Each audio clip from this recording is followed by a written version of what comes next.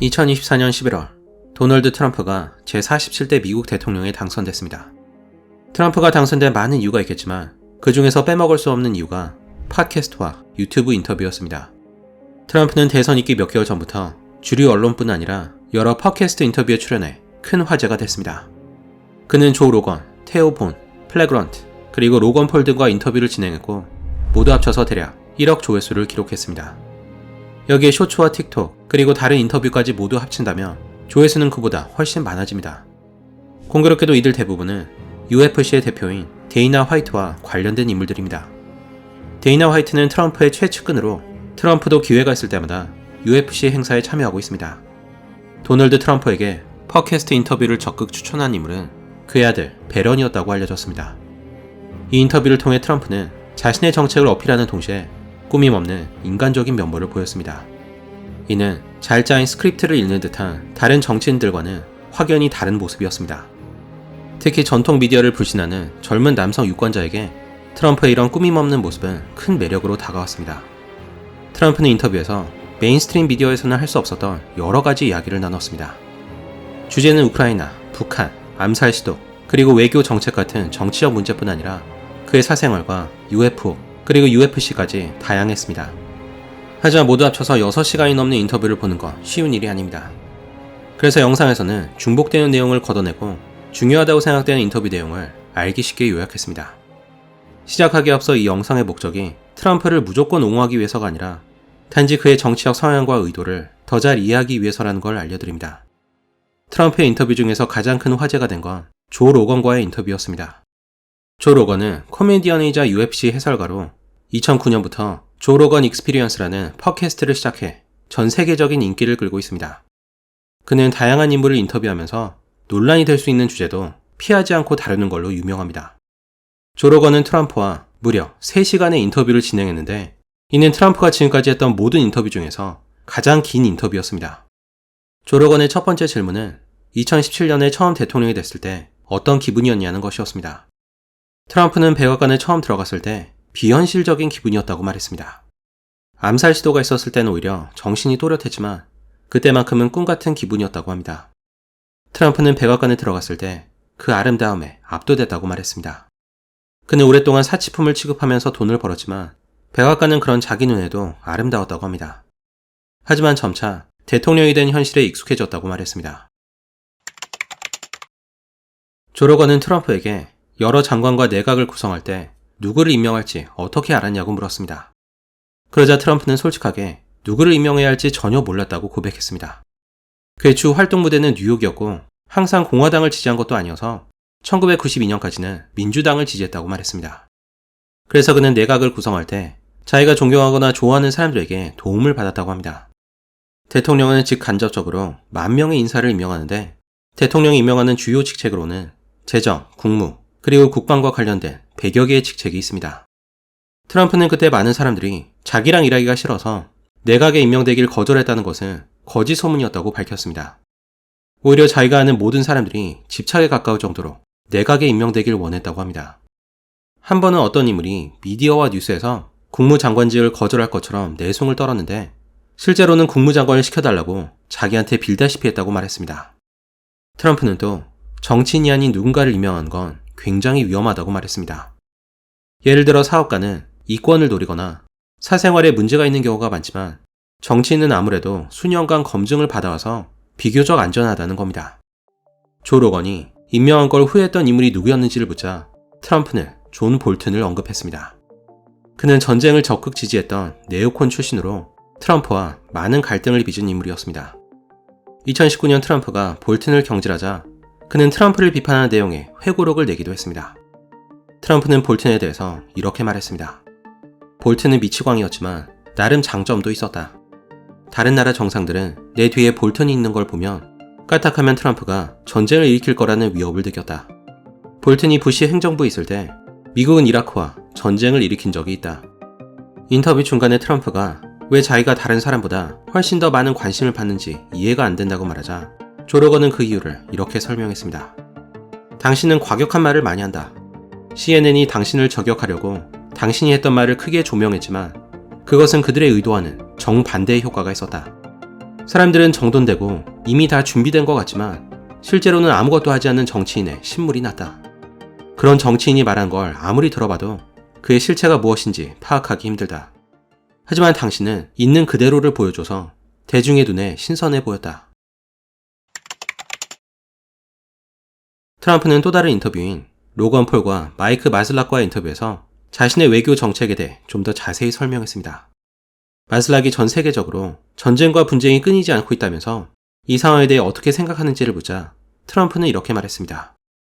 내가 대통령이었다면 러시아는 절대 우크라이나를 공격하지 않았을 것이다. 양측에서 이미 수십만 명의 군인이 사망했고 수많은 도시와 마을이 파괴됐다. 내 임기 때는 전쟁이 일어나지 않았다. 나는 푸틴과 젤렌스키 모두와 잘 지냈다. 내가 대통령이었다면 인플레이션을 막았을 것이고 아프가니스탄에서 그렇게 망신스럽게 후퇴하는 일도 없었을 것이다. 미군이 아프가니스탄에서 후퇴했던 날은 미국 역사상 가장 치욕적인 날이었다. 아프가니스탄에서 일어난 일을 보고 푸틴과 시진핑은 우리를 만만하게 봤을 거다. 지금도 시진핑은 대만을 보고 군침을 흘리고 있다. 그날 이후 미국은 존중을 잃었고 전 세계의 웃음거리가 됐다. 내가 다시 대통령이 되면 세상은 다시 미국을 존중할 것이다. 트럼프는 여러 인터뷰에서 바이든 정부 때 미군이 아프가니스탄에서 후퇴했던 일을 비난했습니다. 미군이 아프가니스탄에서 철수할 때 대혼란이 벌어졌고 이 모두가 바이든 정부와 무능한 군 지휘부 때문이라는 겁니다. 트럼프는 이에 대해 이렇게 말했습니다. 푸틴은 바이든에 대한 존중심이 조금도 없다.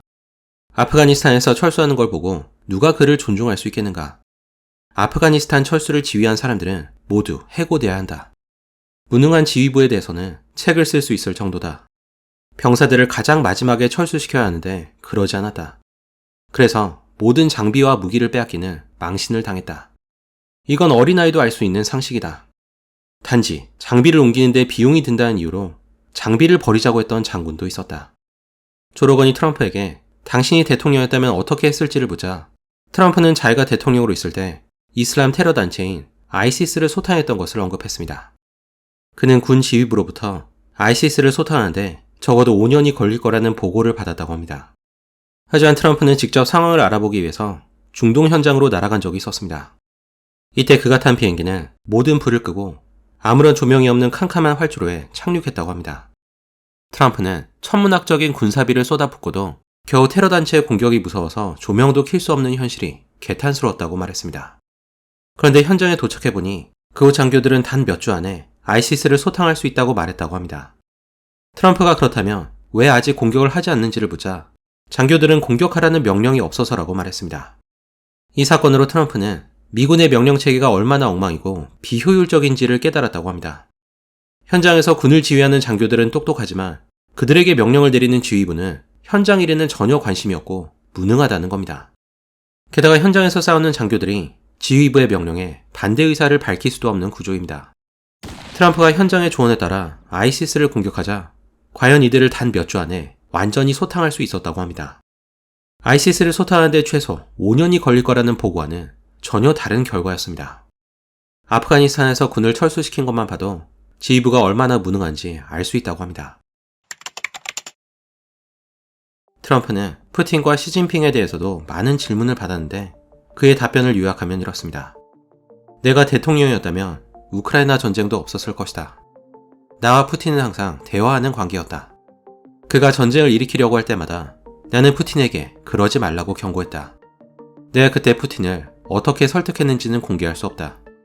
푸틴과 나는 좋은 관계였지만 무조건 양보만 한 건 아니었다. 러시아가 선을 넘으려고 할 때는 강경하게 대응했다. 러시아는 노르드 스트림 2라는 파이프라인을 건설해서 유럽 전역에 가스를 공급하려고 했다. 우리가 러시아로부터 유럽을 보호하고 있는데 유럽이 오히려 러시아로부터 가스를 공급받고 돈을 내는 게 말이 안 됐다. 그래서 내가 노르드 스트림을 막아버렸다. 그런데 그걸 바이든이 살려놨다. 나는 중국이 세금과 관세로 미국에 수천억 달러를 지불하게 했다. 중국의 한 푼이라도 받아낸 대통령은 나밖엔 없다. 중국은 미국 돈으로 그들의 군대를 건설할 수 있었다. 푸틴과 좋은 관계를 유지하는 것은 좋은 일이다. 김정은, 시진핑과도 마찬가지다. 우리는 서로를 존중하고 좋아한다. 그리고 그건 나쁜 게 아니라 좋은 일이다. 내가 시진핑이 똑똑하다고 말했다고 나를 나쁜 사람으로 만들던데 그가 멍청하다면 어떻게 14억 명의 인구를 통제할 수 있겠는가? 나는 시진핑을 항상 대화로 설득했다. 그런데 내가 대통령에서 물러난 날에 그는 타이완 상공에 28대의 폭격기를 날렸다.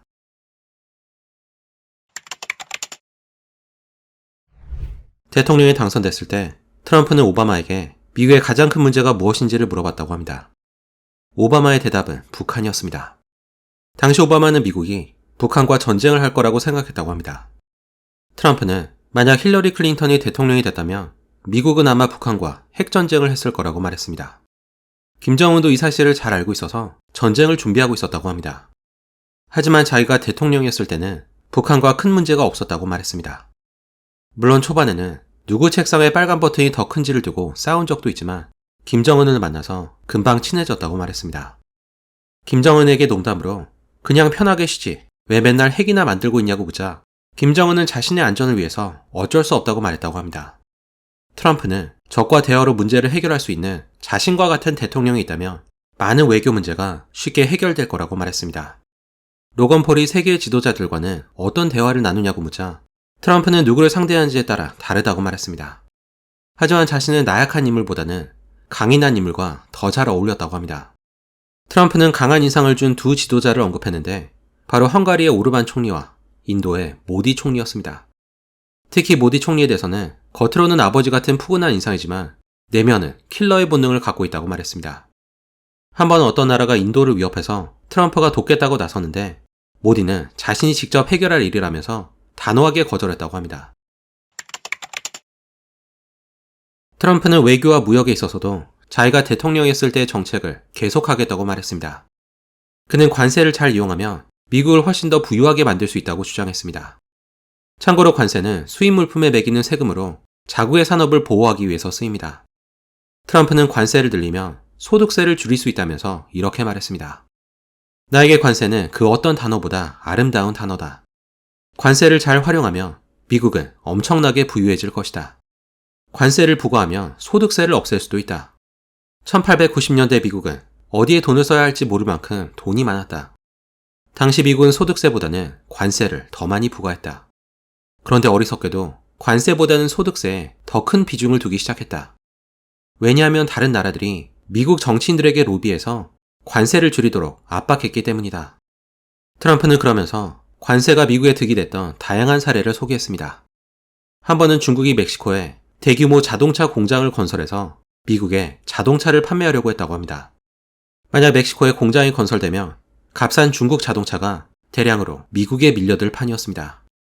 트럼프는 이 소식을 듣고 멕시코에서 만든 자동차에 대해 200% 관세를 부과하겠다고 협박해 공장 건설을 중단시켰다고 말했습니다.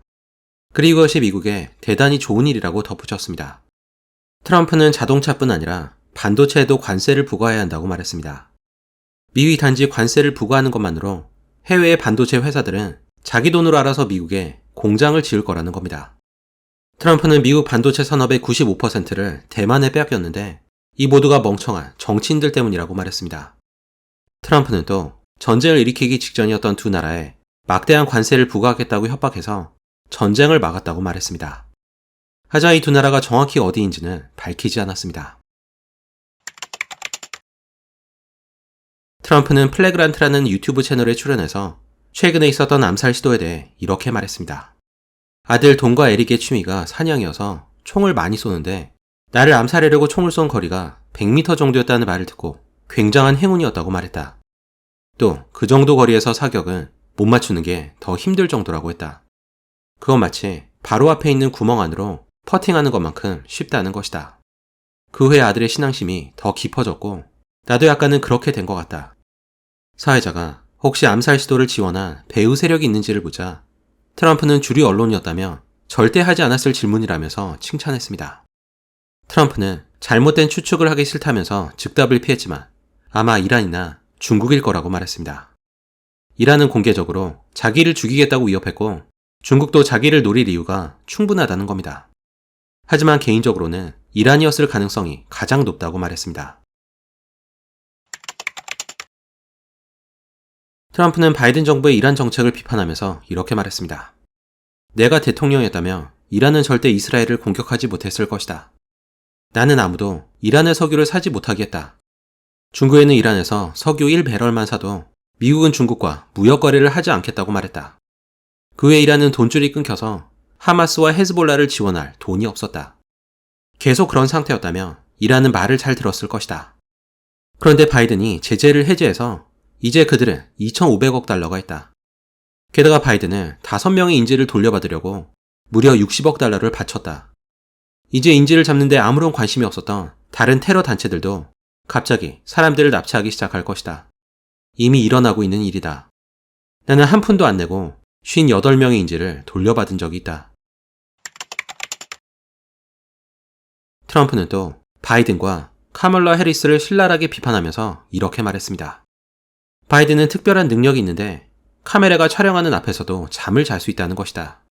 나는 절대 할 수 없는 일이다. 바이든은 무능력하고 대화하는 법을 모른다. 알래스카에서 바이든 행정부가 중국인들을 만났는데 중국인들은 미국이 얼마나 잘못하고 있는지 훈계했다고 한다. 바이든을 만만하게 봐서 그런 것이다. 중국인들은 교활하고 위험하다. 카멜라는 멍청하고 두 문장을 조합하지도 못한다. 카멜라가 대통령이 된다면 끔찍한 일이 벌어질 것이다. 카멜라는 미국 역사상 최악의 부통령으로 평가받는다. 하지만 PC주의 때문인지 카멜라가 선택받았다. 카멜라는 내가 많은 종류의 세금을 부과할 거라는 터무니없는 거짓말을 했다. 카멜라가 국경을 개방해서 대략 2천만 명의 불법 이민자가 넘어왔다. 그중 많은 이가 살인자와 범죄자들이다. 왜 우리가 다른 나라의 범죄자들을 대신 받고 있는가? 카멜라는 국경을 지키는 임무를 맡았는데도 아무것도 하지 않았다. 내가 대통령이 되면 장벽을 세우고 미국에 들어온 불법 이민자와 범죄자를 몰아낼 것이다. 트럼프는 또 주류 언론이 편파적이라는 불만을 터뜨리면서 이런 말을 했습니다. CBS는 카멀라와의 인터뷰를 조작했다. 질문을 한 다음에 다른 질문에 대한 답변을 그 질문의 답변으로 편집한 것이다. 하지만 내가 인터뷰할 때는 사회자가 번번이 껴들었다. 내가 한 말에 대해서는 팩트 체크를 하면서 카멀라는 그러지 않았다. 카멀라는 인터뷰에서 지금 전쟁 지역에 미군이 없다고 말했다. 하지만 그건 사실이 아니고 지금 수천 명의 미군이 전쟁 지역에 있다. CNN은 적이다. 내가 대통령 후보로 지명받아 연설을 할 때 CNN은 방송을 하지 않았다. 나를 싫어한다는 것을 노골적으로 드러낸다. 조 로건도 이에 동의하면서 이런 말을 덧붙였습니다. 여전히 많은 사람들이 신문과 CNN을 믿는다. 하지만 인터넷이 지금까지 접하지 못했던 정보를 주기 때문에 사람들이 깨어나고 있다. 주류 언론은 편파적인 보도로 스스로 신뢰도를 낮추고 있다. 그래서 사람들은 점점 메인스트림 미디어를 멀리하고 있다. 게다가 젊은이들은 과도한 PC주의와 워키즘에 대해 알레르기 반응을 보인다. 이제 저항운동을 하고 있는 쪽은 보수 진영이고 진보 진영은 비판을 입막음하고 검열을 하고 있다. 세상이 거꾸로다. 트럼프를 인터뷰한 테오 보는 미국의 터무니없이 비싼 의료 비용을 지적했습니다. 그는 미국인이 파산하는 가장 큰 원인이 의료 부채라면서 왜 정부가 국민을 위하는 정책이 아니라 국민을 괴롭히는 정책을 내놓고 있는지를 물었습니다. 그러자 트럼프는 이렇게 말했습니다. 돈 때문이다. 나는 병원이 가격을 공개하게 해서 서로 경쟁하게 하는 법을 만들려고 했다. 그러면 의료 비용이 많이 줄었을 것이다. 하지만 바이든 정부가 막았다. 이 법을 강력하게 반대하는 로비 단체와 세력이 있다. 내가 대통령이 되면 다시 추진하겠다. 이처럼 대다수의 국민이 고통을 받아도 자신의 이익만을 추구하는 수많은 로비 단체가 정계를 조종한다. 대표적으로는 변호사 로비 단체와 제약회사가 있다. 트럼프는 로건 폴과의 인터뷰에서는 정치 이야기에서 벗어난 가벼운 대화를 나눴습니다. 그중 하나가 UFO에 대한 대화였습니다. 로건 폴이 UFO가 있는지를 묻자 트럼프는 이렇게 말했습니다. 최근에 UFO에 대한 많은 질문을 받는다. 내가 대통령이었을 때 키 큰 톰 크루즈처럼 완벽하게 생긴 파일럿이 찾아와서 뭔가를 봤다고 말했다. 그것은 둥글고 F-22보다 4배 정도 빨랐다는 것이다. 그는 절대 헛소리를 할 만한 사람이 아니었다. 하지만 나는 그것이 UFO였다고 믿지는 않는다. 트럼프는 왜 UFO를 믿지 않는지는 밝히지 않았습니다. 참고로 UFO는 유독 미국 서부에서 많이 목격되는데 미 국방부는 그것이 군사 실험용 비행 물체거나 아니면 단순히 자연 현상일 수 있다고 보고했습니다. 이 밖에도 많은 의견이 있는데 조 로건이 인터뷰했던 터커 칼슨은 UFO가 사실 외계인이 아니라 영적 현상일 수 있다고 말했습니다. 트럼프는 또 자기를 지지해준 일론 머스크를 칭찬한 걸 잊지 않았습니다. 그는 일론 머스크에 대해 이런 말을 남겼습니다. 일론은 대단하다. 일론이 로켓을 착륙시키는 걸 보고 매료됐다. 그 어떤 나라도 하지 못한 것을 일론이 한 것이다. 나는 그걸 보고 우주군을 창설했다. 일론은 또 스타링크라는 걸 만들었다. 미국은 전국의 케이블망을 까는 데만 수조 달러를 쓰고 있는데 스타링크를 사용하면 그 돈을 아낄 수 있다. 트럼프는 과도한 환경 규제에 반대하는 걸로 알려졌습니다. 조로건과의 인터뷰에서도 환경 규제를 반대하면서 이렇게 말했습니다. 환경 규제는 성장을 억제하는 가장 큰 장애물이다. 일론 머스크도 규제 때문에 로켓을 달로 보내는 것이 어렵다고 말했다. 환경을 보호한다는 명분으로 사람들이 아무것도 할 수 없게 만들었다. 환경 규제가 생기는 이유는 결국 돈과 관련이 있다. 규제를 뚫기 어렵게 만들면 허가를 받기 위해서 많은 돈을 써야 한다. 다시 말해 환경 컨설턴트와 변호사들이 기업이 허가를 받는 과정에서 막대한 돈을 챙긴다는 것이다. 만약 이들에게 돈을 내지 않으면 허가를 받는 과정은 더 까다롭고 더 길어질 것이다. 예를 들어 건물을 지으려고 할 때 그 지역에 단지 희귀한 식물이 자란다는 이유로 아니면 조그마한 물 웅덩이가 호수라고 우기는 방식으로 건물을 짓지 못하게 할 수 있다. 환경단체는 그렇게 기업이 조바심을 느끼게 한 다음에 소위 환경 전문가를 고용하게 해서 돈을 번다고 한다. 하지만 중국은 환경에 대해서 아무런 조치도 취하지 않는다. 중국은 석탄 사용을 줄이겠다고 약속해놓고 곧바로 수십 개의 새로운 석탄 공장 건설을 허가한다. 중국이 대기와 물을 오염시키는데 미국이 환경을 보호하려고 아무리 노력해봤자 소용이 없다. LA가 물 배급을 논의할 정도로 상황이 안 좋다. 하루는 LA 인근을 운전하면서 그곳 정치인에게 왜 이곳이 이렇게 메마른지를 물었다. 그는 물이 아래로 흐르지 않아서라고 말했다. 원래대로라면 북쪽에서 엄청난 양의 물이 흘러내려와야 하지만 어떤 물고기종을 보호한다는 이유로 인위적으로 강의 흐름을 태평양 쪽으로 흐르게 했다는 것이다. 그래서 캘리포니아는 항상 물이 부족하고 대형 산불이 발생한다. 그리고 그 산불을 끄기 위해서 막대한 예산이 투입된다. 알래스카에는 아시아 전체에 공급할 만큼의 충분한 석유와 가스가 매장돼 있다. 채굴만 하면 됐는데 바이든이 멈췄다. 환경에 미치는 영향이 없었고 순전히 정치적 이유였다고 생각한다. 대안으로 풍력 발전이 거론되는데 풍차는 환경에 해로운 영향을 끼친다. 흉측하고 비싼데 효율적이지도 않다. 5년이 지나면 녹슬고 10년 뒤에는 교체해야 한다. 그래서 캘리포니아에는 작동을 멈춘 풍차 묘지라는 곳이 존재한다. 게다가 바다에 가까운 곳에 풍차가 세워지면 진동에 예민한 고래가 죽어서 사체가 떠밀려온다. 하지만 환경주의자들은 그런 사실을 무시한다. 트럼프는 과거 부통령이었던 마이크 펜스와 갈라진 이유도 설명했습니다. 트럼프는 펜스에게 어떤 지시를 내렸는데 그가 그 일을 할 배짱이 없어서 지시에 따르지 않았다고 말했습니다. 99%의 일에는 펜스와 뜻을 같이 했지만 결국 그 일로 사이가 틀어졌다고 합니다. 트럼프는 그 외에도 여러 주제에 대해 많은 대화를 나눴습니다. 하지만 시간상 여기까지만 다루겠습니다. 감사합니다. 저는 서 에이스였습니다.